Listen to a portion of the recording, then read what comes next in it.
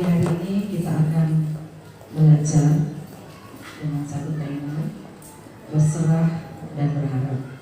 Lukas pasal 12 ayat 22 sampai dengan ayatnya yang ke-24. Hal kekhawatiran. Yesus berkata kepada murid-muridnya, "Karena itu aku berkata kepadamu, janganlah khawatir akan hidupmu, akan apa yang hendak kamu makan, dan janganlah khawatir pula akan tubuhmu, akan apa yang hendak kamu pakai. Sebab hidup itu lebih penting daripada makanan, dan tubuh itu lebih penting daripada pakaian.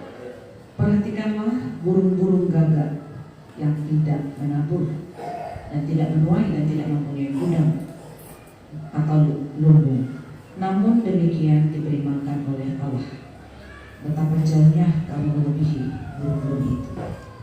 Siapakah di antara kamu yang dapat menambah sehasta pada jalan hidupnya? Jadi jikalau kamu tidak sanggup membuat barang yang paling kecil, mengapa kamu khawatir akan hal-hal lain? Perhatikanlah pelaku yang tidak meminta dan tidak menemui, namun aku berkata kepadamu, Salomo dalam segala kemegahannya pun tidak berpakaian sesat.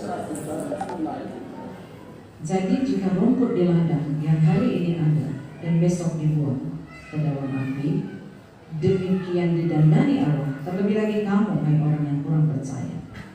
Jadi janganlah kamu mempersoalkan apa yang akan kamu makan atau apa yang kamu minum, dan janganlah cemas hatimu. Semua itu dicari bangsa-bangsa di dunia yang tidak mengenal Allah. Akan tetapi Bapamu tahu bahwa kamu memang memerlukan semuanya itu.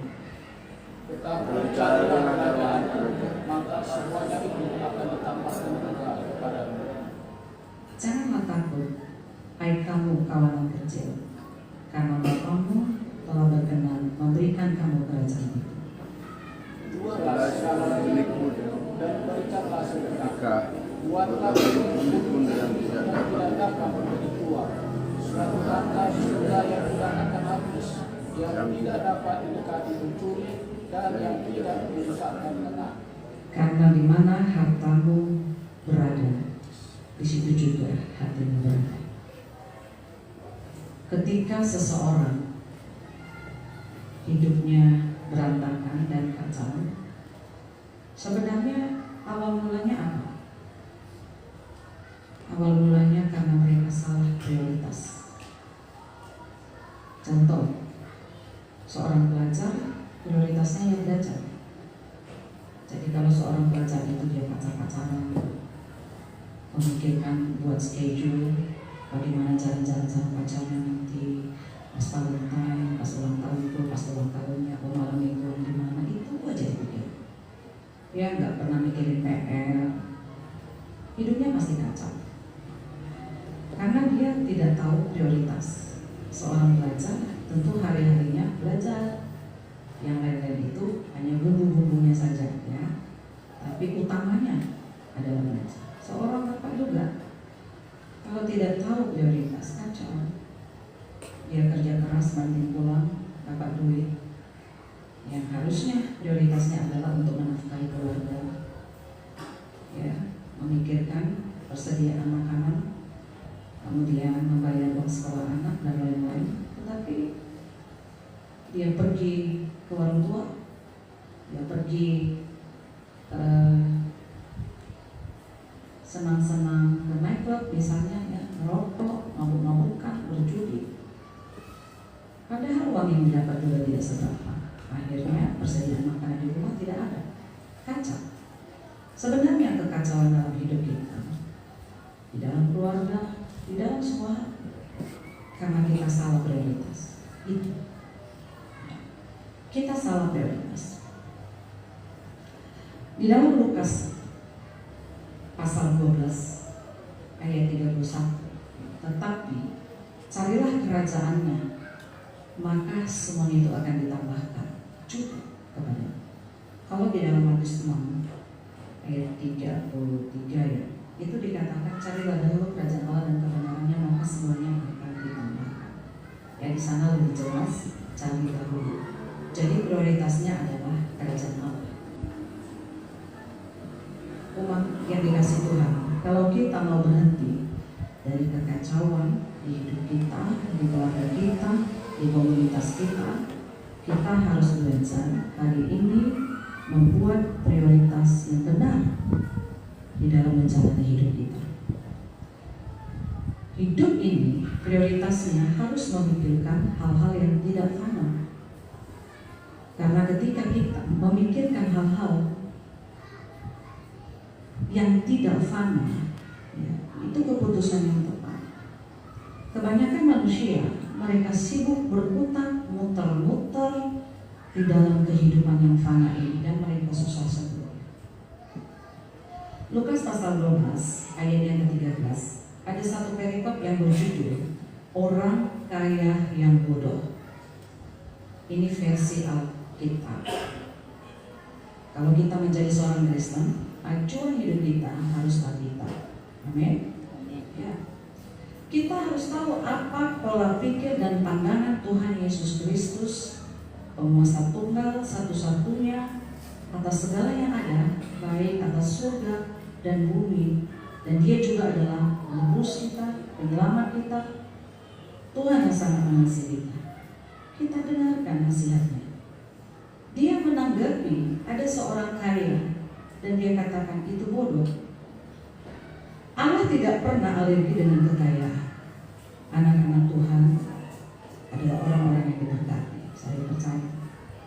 Kalaupun mereka mengalami satu proses kehidupan, ketika mereka bisa melewatinya, mereka adalah orang yang diizinkan untuk menikmati hidup. Abraham diberkati, Yusuf diberkati, Daud diberkati, Daniel, Sadrak, Mesak, Abednego diberkati, dan lain-lain. Ya, ketika orang itu, ketika anak-anak Tuhan itu mau melewati proses-proses dengan cara Tuhan, mereka dianggap layak untuk mengalami hidup yang disebutkan di dalam Yohanes 10 ayat 10. Aku datang untuk memberi hidup dan memberinya di dalam kelimpahan. Amin. Ada yang salah yang harus diperbaiki, mulai dari pola pikir kita, karena gerak-gerik kita dan seluruh kehidupan kita dipengaruhi apa yang ada di dalam. Kita bergerak dari apa yang ada di dalam. Cara berpikir kita, cara pandang kita, ya, hati kita, keinginan kita, kehendak kita. Kita perlu perbaiki sesuai dengan firman, supaya kita bisa membuat prioritas yang tepat. Saya memulai dari prioritas dulu, karena orang yang tidak tahu prioritas, mereka tidak akan tahu berserah. Ya. Ketika orang mengalami kekhawatiran karena mereka salah prioritas, itulah yang dikatakan tadi, cari dahulu kerajaan Allah. Ketika Tuhan melihat ada orang yang salah prioritasnya, mereka mulai masuk dalam kekhawatiran. Percayalah, orang yang punya prioritas yang tepat dalam hidupnya, hidup mereka akan tenang. Mereka tidak mengalami kekhawatiran. Seandainya pun mereka pernah khawatir, tapi cepat-cepat kekhawatiran itu hilang karena mereka datang ke kaki Tuhan. Itulah sebabnya di dalam kitab Petrus dikatakan, serahkanlah kekhawatiran kepadanya, maka Ia akan menolong engkau, ya, meluruskan jalanmu. Kita harus tahu hidup ini mau ngapain, ya. Karena kita sibuk muter-muter untuk hal yang sia-sia. Saya baca dulu tanggapan Tuhan tentang orang kaya yang bodoh dalam Lukas 12 ayat 13. Mari kita perhatikan. Seorang dari orang banyak itu berkata kepada Yesus, Guru, katakanlah kepada saudaraku supaya berbagi warisan dengan aku. Tetapi Yesus berkata kepadanya, Saudara, siapakah yang telah mengangkat aku menjadi hakim atau perantara atas kamu? Katanya lagi kepada mereka, Jaga-jagalah dan waspadalah terhadap segala ketamakan. Sebab walaupun seorang berlimpah-limpah hartanya, hidupnya tidaklah tergantung daripada kekayaan itu. Kemudian Ia mengatakan kepada mereka suatu perumpamaan, katanya, ada seorang kaya, tanahnya berlimpah-limpah hasilnya. Ia bertanya dalam hatinya, apakah yang harus aku perbuat? Sebab aku tidak mempunyai tempat di mana aku dapat menyimpan hasil tanahku. Lalu katanya, inilah yang akan aku perbuat. Aku akan merombak lumbung-lumbungku, dan aku akan mendirikan yang lebih besar, dan aku menyimpan di dalamnya segala gandum dan barang-barangmu. Sesudah itu aku akan berkata kepada jiwamu, jiwaku, ada padamu banyak barang tertimbun untuk bertahun-tahun lamanya. Beristirahatlah, makanlah, minumlah, dan bersenang-senang. Tetapi firman Allah kepadanya, hai engkau orang bodoh, pada malam ini juga jiwamu akan diambil daripadamu, dan apa yang telah kau sediakan untuk siapakah itu nanti? Demikianlah jadinya dengan orang yang mengumpulkan harta bagi dirinya sendiri, jika ia tidak kaya di hadapan Allah.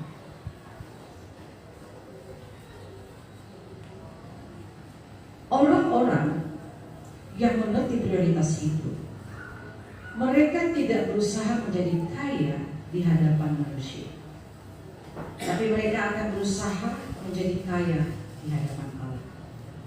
Ayat 21 sekali lagi. Demikianlah jadinya dengan orang yang mengumpulkan harta bagi dirinya sendiri, jikalau ia tidak kaya di hadapan Allah. Tahukah kita apa artinya kaya di hadapan Allah? Satu saat di dalam kitab Wahyu, kita buka dulu Wahyu 3 ayat 17. Di sana ada orang yang merasa bahwa mereka kaya, tetapi sama sekali tidak kaya di hadapan Tuhan. Wahyu 3 ayat 17 sampai 18. Mari kita perhatikan, saya baca. Ini adalah jemaat di Laodikia. Karena engkau berkata, aku kaya, dan aku telah memperkayakan diriku, dan aku tidak kekurangan apa-apa. Dan karena engkau tidak tahu bahwa engkau melarat dan malang, miskin, buta, dan telanjang. Oke? Nah, sesungguhnya kaya di hadapan Allah itu apa? Kira-kira gimana? Kaya di hadapan Allah itu bagaimana? Menurut kita, kita berguna untuk kerajaan Allah. Kita menjadi orang yang berfungsi, menjadi berkat buat orang lain. Itulah orang kaya di hadapan Allah. Kaya yang sesungguhnya adalah kaya di hadapan Allah. Muliakanlah Tuhan dengan harta. Jadi, kalau surga melihat orang sekaya apapun, bahkan seperti orang yang tadi bilang sampai berapa turunan pasti aman, Tuhan bilang kamu malang, miskin, dan melarat. Begitu pula cara pandang dari orang-orang yang sudah menemukan hal yang paling berharga. Tadi malam kita belajar ya, apa hal yang paling berharga dalam hidupnya. Apa hal yang paling berharga dalam hidupnya adalah Kristus. Saya membahasakan begini, bagi orang yang sudah menemukan Kristus dan menganggap Kristus itu sangat berharga, ya kemarin disebutkan sampai mereka membeli ladang, ya karena di ladang itu ada permata yang berharga, mereka jual semua hartanya karena mereka menemukan yang sangat berharga. Kalau kita menganggap Yesus itu sangat berharga, ya, kita akan tahu apa yang harus kita lakukan. Ketika orang menganggap Yesus berharga, lembaran-lembaran uang itu, dia hanya pandang itu sebagai kertas yang tidak bisa dibandingkan nilainya dengan Tuhan, sehingga dia gampang sekali untuk membuang dalam tanda petik. Bukan boros. Saya selalu bilang sama anak-anak saya, boros itu artinya kita menghambur-hamburkan uang untuk kesenangan dunia. Tapi ketika kita melakukan sesuatu buat orang lain, itu kita menabung di surga, dan kita menjadi orang yang punya cukup banyak saham di surga. Orang yang menemukan hal yang utama dan terutama dalam hidupnya, mereka punya cara pandang yang berbeda dengan dunia.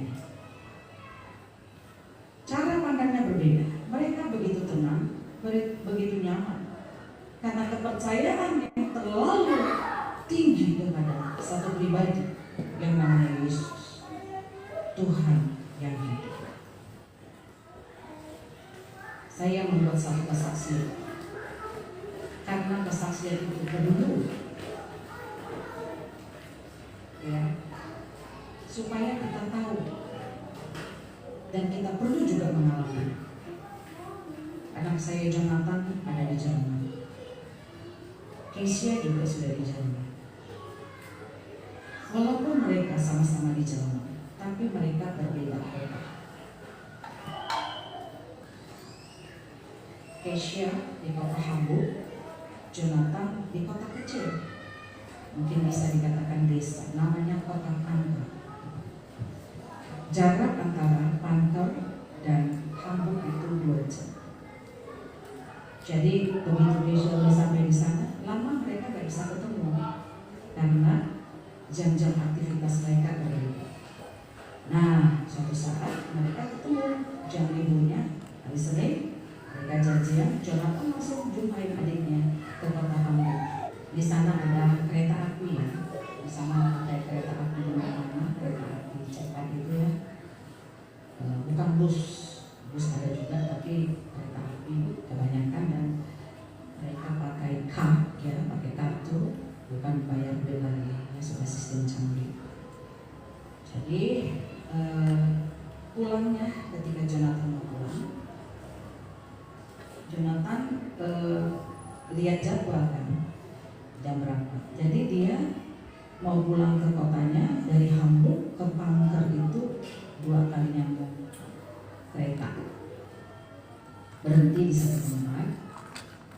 Dia karena ada yang sangat perlu dibicarakan, bukan hanya dengan Keisha, ada teman yang berbicara soal hal yang penting di Hamburg itu. Setelah selesai ngomong sama temannya, dia tadinya udah izin sama Keisha, baru ketemu sama temannya, baru bisa sama temannya jam 6. Jadi dia sudah lihat jadwal nanti sampai di pemberhentian untuk lanjut lagi ke Pankow, ke kotanya itu masih ada jam 8, jam 10, jam 12, sekali 2 jam.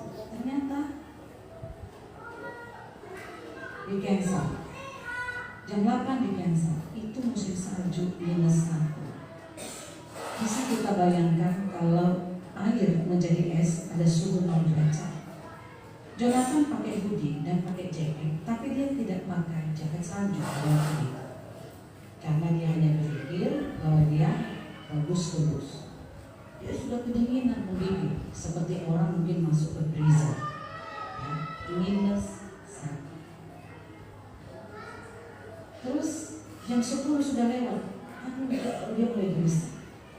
Jam 10 malam misalnya, dia telepon kira-kira jam 11 atau setengah 12.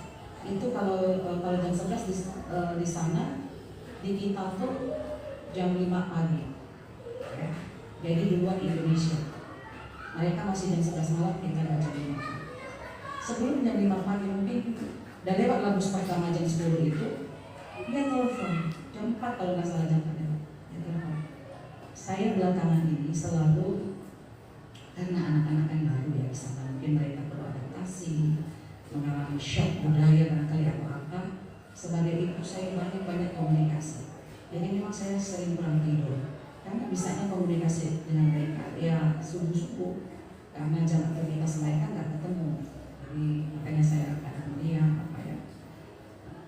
Saya sudah waktu itu handphone selalu di telinga. Mereka ngomong apa. Waktu itu saya punya handphone, saya lihat jam 4 Jonathan. Dan mana? Mati aku di sini, Mak. Kenapa kau? Aku baru pulang dari tempat si Keisha ini sudah di cancel 1 kali, udah di cancel 2 kali, pas kali 2 jam. Kalau jam 12 ini di cancel, Mak. Aku udah menggigil, udah kedinginan. Tengok aku sekarang diri di sini, nggak ada orang lain di sini. Dia semprot semua rumah-rumah aku jauh. Aku bisa mati kedinginan. Saya langsung search. Apakah orang bisa mati ya? Suhu sekian. Benar orang bisa mati, darahnya bisa berhenti. Ya kalau darah buku pasti mati lah. Waduh, saya udah bisa. Udah kamu pergi, cari rumah-rumah dulu satu tempat. Saya sudah ribut. Bapaknya sampai bilang, cari rumah-rumah. Mama ini Jerman emang segampang itu. Orang Jerman itu enggak kayak, tidak ada masalah kayak. Orang Jerman itu kemanusiaannya tinggi. Pergi. Ini hal-hal aja pasti mereka ngomong. Nanti mereka curiga, Jonathan, gak usah banyak pergi. Saya bilang, tahu katanya kan. Ribut saya terus, bapaknya sampai bilang, Jonathan, terus kita mau buat apa? Saya bilang, Tuhan tolong. Tidak ada orang lain di situ, hanya Jonathan. Karena memang Jonathan itu sepi. Ya. Namanya kota Panther tapi desa lain, karena istilahnya di sana nggak ada mall di tempat Jonathan juga. Kalau dia mau mall dia harus pergi ke kota lain. Walaupun namanya desa, kalau di Jonathan kan rumahnya orang besar-besar, tapi jalannya bagus-bagus, tapi akses belanja apa itu yang nggak ada gitu. Dan bus sekali 2 jam, saya udah gelisah, gimana nih anak ini, gitu kan. Terus, udah lama, Jo berdoa Pak, Tuhan hidup. Ini handphone udah mau habis, habis matinya lagi kita dimatikan. Terus sebelum dimatikannya handphone, itu lampu dimatikan, lampu otomatis mungkin ya.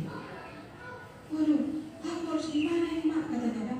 Udah mati lagi tuh lah, terus mematikan handphone, tidak ada lagi baterai itu katanya. Kami sama bapaknya gelisah, siapa yang bisa kita hubungi? Kami ada hubungi satu orang yang kerja di KBRI, kedutaan besar Republik Indonesia, dan nomornya itu kami dapat dari Jonathan itu. Jadi kami coba hubungi, tapi di sana kan subuh, gak ada respon, centang 2 tapi gak baca, pasti tidur. Ini harus gimana? Mau nggak mau saya harus bangun juga, ya beraktivitas, kemudian saya masak. Tapi sambil hari saya gelisah, Tuhan tolong, Tuhan tolong. Saya berharap, saya berserah dan berharap Tuhan tidak akan mengecewakan. Tuhan hidup, Tuhan kau juga ada di sana, kau ada di sini, kau dengar kesusahan Jonathan. Tuhan kau hidup.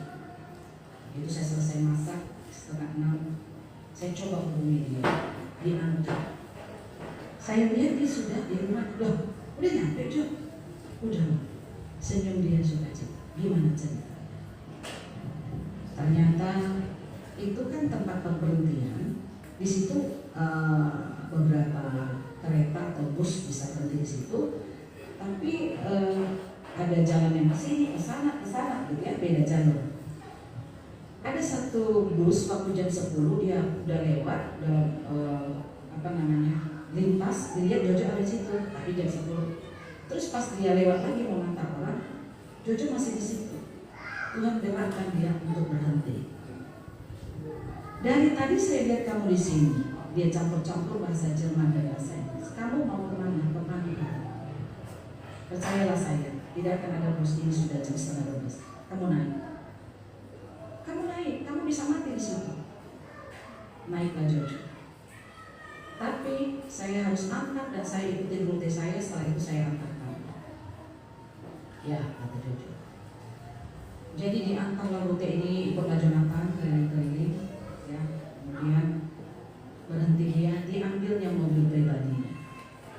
Untuk mengantar Jonathan pakai mobil pribadinya cukup jauh karena kota yang berbeda. Cerita punya cerita, orang itu orang Muslim Irak. Kalau Tuhan mau menolong, Tuhan bisa menolong lewat siapa saja. Kalau tadinya dia pergi aja karena udah tengah malam kan, ya tengah malam melaju aja dia kan udah pikir udah capek. Tapi dia masih lihat Jonathan lampu sudah mati. Inilah pertolongan Tuhan. Kalau kita menganggap bahwa surga, kehidupan yang tidak fana itu yang paling berharga, kita tahu apa namanya dunia ini. Makanya orang dunia bilang orang surga itu bodoh. Ketika orang berjanji iman, ketika orang berjanji imannya, dikatakan bodoh. Tapi saya belum melihat di dalam Alkitab orang-orang yang bisa memberi prioritas kepada perkara-perkara kegagalan. Mereka ditinggalkan Tuhan. Berkali-kali saya sampaikan pernyataan Ayub Mazmur 37 ayat 25 ya kalau nggak salah. Dahulu aku muda, sekarang telah menjadi tua, tetapi tidak pernah kulihat orang benar ditinggalkan dan anak cucunya meminta-minta. Siapapun engkau, Tuhan, engkau belum bercerita anak cucu, masih bercerita anak TK, kamu sudah khawatir. Ada yang perlu diperbaiki dari kualitas hidup. Temu Saya percaya orang yang menemukan Tuhan Yesus sesungguhnya, dia tidak akan mengalami kekhawatiran dalam hidup. Dia percaya bahwa Tuhan hidup dan ada akhir esok. Buat apa Tuhan hidup dan hidup untuk selamanya? Untuk memberikan kemenangan dan jaminan hidup kepada setiap. Ada yang perlu diperbaiki. Jadikan Tuhan Yesus hal yang utama dan terutama di dalam hidup kita. Matius pasal 12, mari kita buka.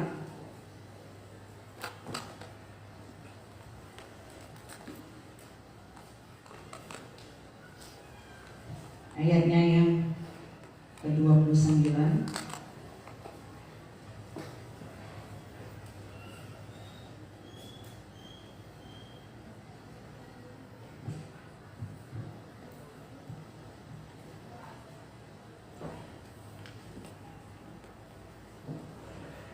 Matius 16 ayat 26. Matius 16 ayat 26 maaf ya.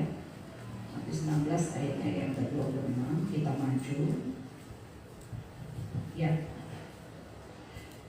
Di sana dikatakan, apa gunanya seorang memperoleh seluruh dunia, tetapi ia kehilangan nyawanya, dan apakah yang dapat diberikannya sebagai ganti nyawanya?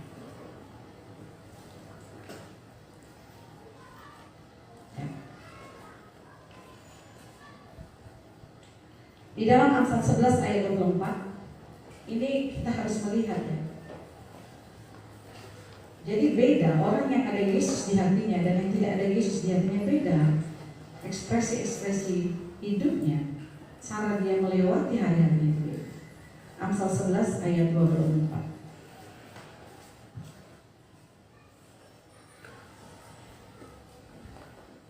Ya, begini. Ada yang menyebar harta tetapi bertambah kaya. Ada yang menghemat secara luar biasa namun selalu berkekurangan. Ini berbicara apa? Bukan berbicara orang boros ya. Tadi saya sudah bilang boros itu artinya dia menghambur-hamburkan uang untuk keinginan daging dan kesenangan dunia.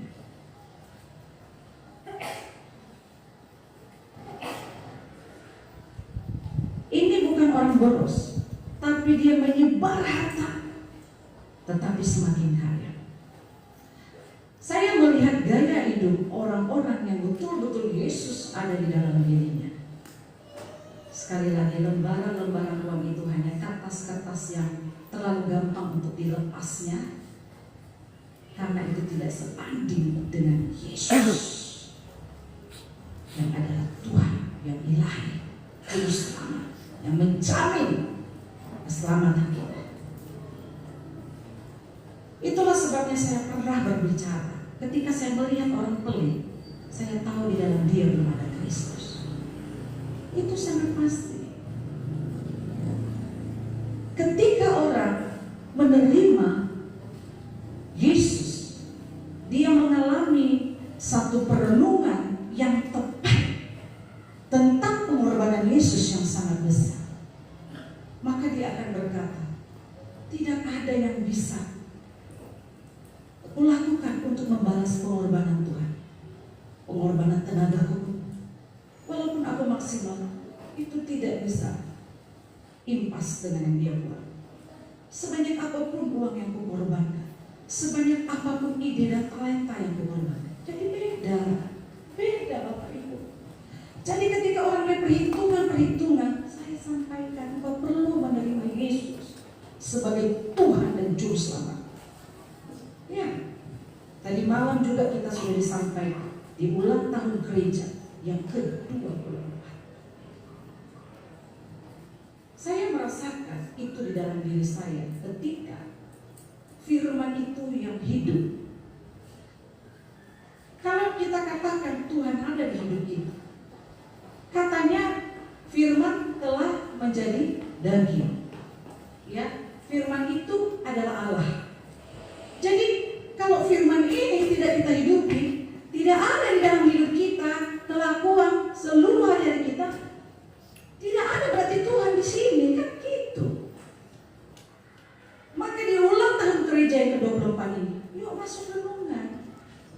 Jangan kita merasa kita terima Yesus. Tadi malam sudah dijelaskan sangat bagus. Kalau kita menerima tamu jelas, ya kan? Tamu masuk, kita lihat tamu masuk. Terima Yesus bagaimana?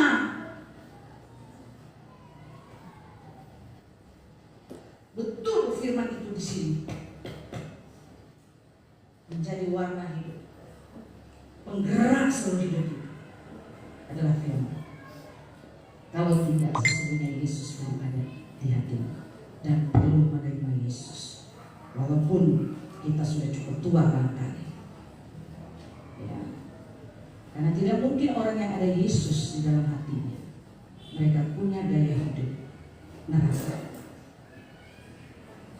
Tidak mungkin orang yang ada Yesus di hatinya, mereka mempunyai gaya hidup yang melawan kebenaran.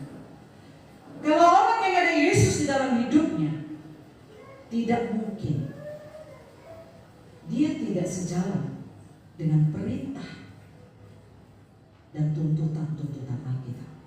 Enggak mungkin. Saya mau kita ambil perenungan di usia gereja ke-24. Siapapun kita. Bukan berarti karena kita tua kita semakin rohani. Bukan berarti karena kita banyak pelayanan kita semakin rohani. Patokannya adalah seberapa banyak kita menjadi pelaku firman di dalam keseharian kita. Buat satu keputusan kalau kita belum menerima Yesus. Ketika orang hari-harinya adalah dosa dan dia tidak merasa bersalah, bahkan ketika ditegur dia berani menyerang orang yang menuduh. Mungkinkah ada Tuhan di dalam hatinya? Tidak ada. Maka pada saat Tuhan Yesus datang, ketika kita tidak membuat satu perubahan dalam hidup kita, kita akan tertinggal dan kita akan berkata, Tuhan, Tuhan, bukankah aku rajin gereja Tuhan? Bukankah aku rajin pelayanan? Aku ngajar pemuda sekolah minggu, aku mimpin pujian, aku berkhotbah. Tuhan bilang, enyah kamu dari hadapan, kamu pembuat kejahatan. Artinya, sekalipun orang seperti saya sudah khotbah, tidak menjamin bahwa Yesus ada di dalam hidup. Karena ketika Yesus ada di dalam hidup kita, otomatis kita sudah pemegang tiket ke surga. Kenapa Tuhan bilang enyah? Karena gak ada Yesus.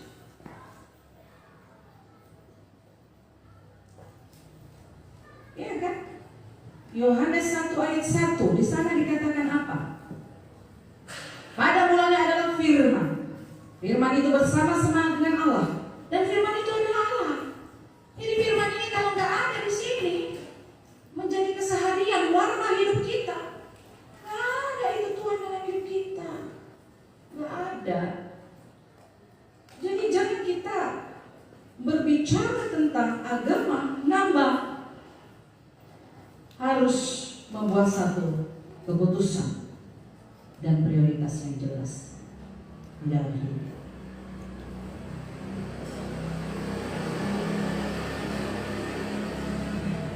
Kalau kita punya prioritas, kita tidak akan pernah tidak berserah dan berharap. Selalu berharap. Selagi ada napas, berarti masih ada kesempatan berharap. Satu saat pernah juga kejadian di kampus. Saya ini adalah orang yang tidak didukung orang tua sekolah. Jadi sejak saya kuliah itu tidak pernah dikirim uang, 5 rupiah pun nggak pernah, sama sekali. Ya. Tapi saya tahu di hatiku tuh ada panggilan. Jadi dengan pikiran-pikiran yang disesuaikan dengan Alkitab, makin iman. Dan saya bilang kalau Tuhan panggil, Tuhan pasti akan tolong. Banyak kebutuhan sehari-hari, mulai sabun, ya. Itu kalau ada sponsor dari sekolah, hanya sponsor untuk kehidupan kuliah. ada kejadian juga bahwa mahasiswa itu harus mengikuti namanya retreat 4 kali. Kalau dia tidak mengikuti retreat 4 kali, dia nggak boleh wisuda. Dan waktu itu bayar retreatnya 75.000. Pada waktu itu cukup banyak, 75.000 ya. Itu biaya untuk nah saya nggak pernah dapat kiriman apa-apa. Kemudian saya ajak ada teman yang senasib dengan saya, nggak punya uang, mau minta sama siapa juga nggak ada, ngemis-ngemis, malulah anak Tuhan ngemis. Saya paling pantang. Kalau saya nggak punya uang, saya nggak mau ngemis. Saya bukan orang yang bisa dibeli, nggak mau saya nggak suka. Jadi saya aja kita berdoa, kami puasa, kami berdoa. Kami susun pakaian kami seperti orang lain menyusun pakaian, kami susun. Walaupun kami belum bayar.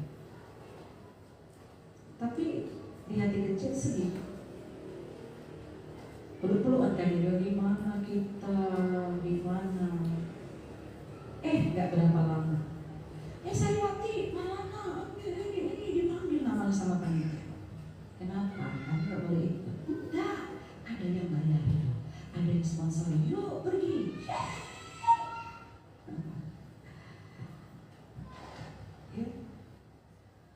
Jadi berserah dan berharap kepada Tuhan.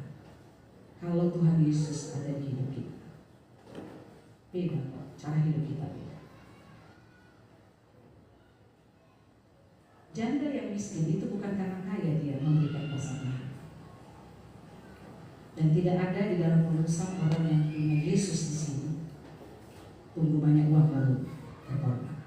Tidak ada rumusan. Itu hanya rumusan bagi orang yang tidak ada Yesus. Ketika tadi kita baca kitab Lukas itu, ya,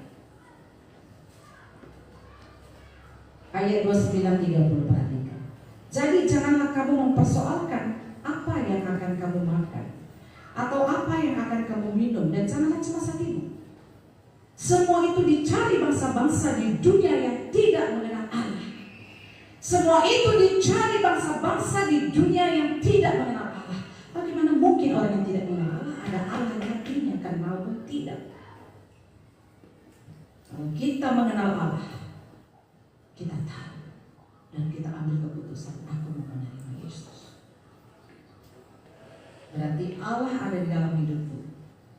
Allah adalah firman. Berarti firman-Nya ada di hidupku. Aku bergerak karena firman. Karena Allah ada di hidupku, Allah bergerak di dalamku. Berarti firman-Nya bergerak di dalamku. Begitu. Jadi kalau ada orang tidak bosan, kau belum gak ada Allah dalam hidupmu. Dan hari ini ya berdoa pribadi aja. Mungkin malu ya kalau saya menerima Yesus. Berdoa aja pribadi. Hari nanti kita berdoa, Tuhan, ternyata gak ada Allah dalam hidupku. Hari ini aku minta kau ada di sini, Tuhan. Kendalikan seluruh hidupku. Maka semua akan berubah. Percaya. Kalau tidak dirubah kualitas hidup, tidak ada yang berubah dengan hidup. Hari ini kau kacau, engkau akan tetap akan kacau, dan bahkan lebih kacau. Dan itulah pekerjaan Yesus, mengacaukan. Tapi Yesus datang untuk memulihkan, menata apa yang rusak. Tuhan katakan pada mulanya langit dan bumi. Bumi belum berbentuk dan kosong, gelap gulita menutupi samudera raya dan roh Allah melayang di atas permukaan. Untuk pertama kali Tuhan lihat semuanya berantakan, dan cara Tuhan menatanya adalah hari pertama, jadilah ini. Lalu Allah melihat itu baik. Jadilah. Maka Kejadian sampai 31, Allah melihat semuanya sungguh sangat baik. Kalau kita mau supaya hidup kita sungguh sangat baik, izinkan firman Allah jadi. Amin. Jadilah terang, kata Tuhan, maka terang itu jadi. Itulah hal yang pertama. Jadilah cakrawala, maka cakrawala itu jadi. Jadilah firman yang disampaikan. Jadilah tuntutan Tuhan kepada umat Tuhan. Lakukan tuntutan firman itu, maksudnya maka keadaanmu menjadi sungguh sangat baik. Kalau tidak ada firman yang kita kerjakan, namanya kita punya Tuhan. Kita bisa melakukan yang dunia nggak bisa lakukan. Karena apa? Karena ada Tuhan di sini. Karena ada Allah. Karena ada firman. Maka kita bisa melakukan yang dunia nggak bisa lakukan. Dan kita bersyukur punya Allah yang memiliki kasih karunia dan anugerah yang sangat besar. Pejamkan matamu, berbicara kepada saya. Ternyata aku belum memiliki Yesus. Aku mengenal bahwa Yesus masuk di hati. Percaya, ketika ada Yesus, kekhawatiran kita akan hanyut. Kalau hari-hari kita adalah khawatir itu gak ada Yesus. Makanya Tuhan bilang semua itu dicari bangsa-bangsa di dunia yang tidak mengenal Allah. Makanya kita gak perlu khawatir nanti anakku udah besar apa. Itu hanya dicari bangsa-bangsa yang tidak mengenal Allah. Kalau Allah ada di hatimu akan berkata, aku percaya. Bukan Muhammad kan semua dilihatkan. Yang ada Tuhan. Aku percaya hari ini aku belum melihat sesuatu, tapi Tuhan, Engkau hidup. Aku percaya Engkau akan melakukan sesuatu. Paulus mengingatkan kita dengan satu ayat tentang doa. Allah itu adalah Allah yang menjawab doa kita lebih daripada yang kita minta dan doakan. Mengertikan maksudnya? Contoh, ketika saya berdoa, Tuhan bagilah uang 1.000, dikasih 1 juta. Itu lebih daripada yang kita minta dan doakan. Maka dengan cara bagaimana kita bisa ngomong sama Tuhan? Ngomonglah. Saya selalu bilang sama anak-anak saya, apalagi kalau puasa itu doa yang sakral itu. Saya baru-baru ini 3 hari lagi berpuasa. Makanya kapan itu saya pernah doa semalam, doa pelayan saya nggak habis. Saya bilang sama Bapak itu pas makan-makan kalau di gereja, saya bilang kesana kan makan-makan juga. Saya ini lagi puasa. Saya puasa 3 hari long ya. Saya nggak buka-buka sore. Puasa 3 hari long karena saya mau melihat mujizat Tuhan. Jagai anakku di rantau. Kan tidak ada mereka persoalan, tapi penyerahan. Jagai anakku di rantau. Jauh sekali dari kami. Kuatkan mereka dengan perubahan budaya dan semuanya. Karena saya waktu merantau ke Jawa, dengan makanan Jawa saja saya udah mengalami stres dalam tanda kutip. Apalagi ini bukan Indonesia, saya merasa dulu.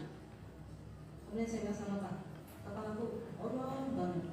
Saya tahu Indonesia itu kan, nggak yang pernah kan. Izin dari mana? Bisa mau tanya kok guys dari musuh. Amin. Itu berharap sama Tuhan. Engkau punya banyak masalah sekarang, puasa. Saya terlalu yakin puasa 3 hari. Setiap kali saya buat puasa 3 hari, seperti itu langsung balikkan ke atas. Ya, puasa 3 hari. Tamat. Saya bukti, saya nggak mampu puasa 3. Cuman kalau buka puasa, ya jangan langsung makan sambil makannya minum dulu air hangat ya. Nanti kita minum air hangat 1 gelas, nggak butuh kita karena ngadain musuh itu udah apa namanya lentur ya. Nah lama-lama nanti bubur boleh atau agar-agar, jangan santan. Saya gitu kalau udah buka puasa, nanti saya mungkin malam atau bisa besoknya baru makan nasi. Berharap sama Tuhan, amin. Puasa.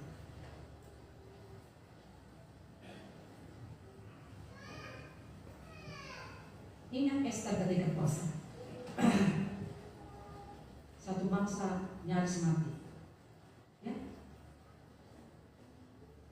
Tapi dibalikkan Tuhan ada keadaan yang mengancam itu justru dimatikan. Itulah orang kalau ada Yesus. Kalau dia ada persoalan, dia berdoa. Kalau dia ada persoalan, dia puasa. karena dia berserah dan selalu berharap kepada surga. Dia percaya bahwa surga pemegang kuasa tunggal atas surga dan neraka. Kalau orang yang nggak punya Tuhan, ada masalah, uring-uringan, stres, merbadai, apalagi orang tua marah sama Tuhan, ya,